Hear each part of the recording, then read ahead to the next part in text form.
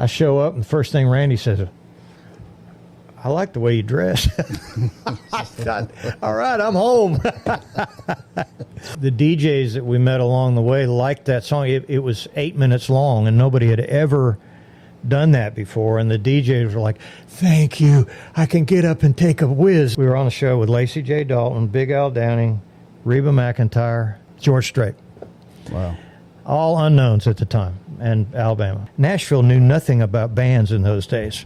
Right. And they were like, what do you mean you're a band? We already got a band. And I look up and I see Charlie Daniels sitting in the shotgun seat in his bus looking out the window. He pulled me aside. He said, son, I didn't like what I saw the other night.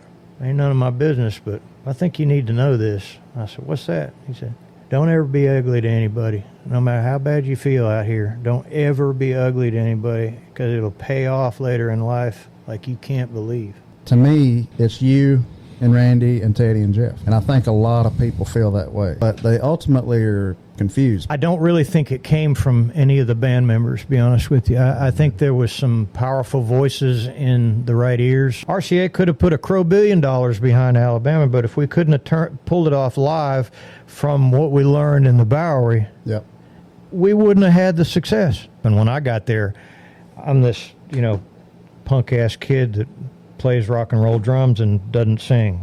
People were complaining the drums were too loud and the drums were too big or something like that. Randy got on stage one time.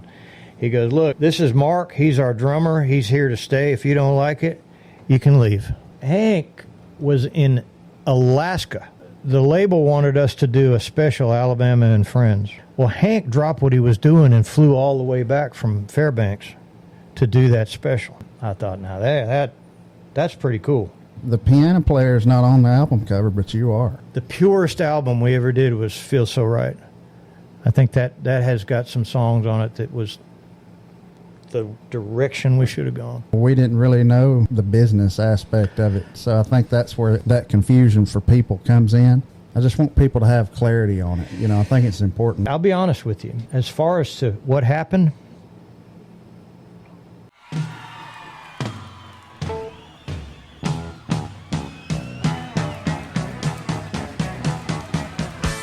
Slide dog you. Oh no, man.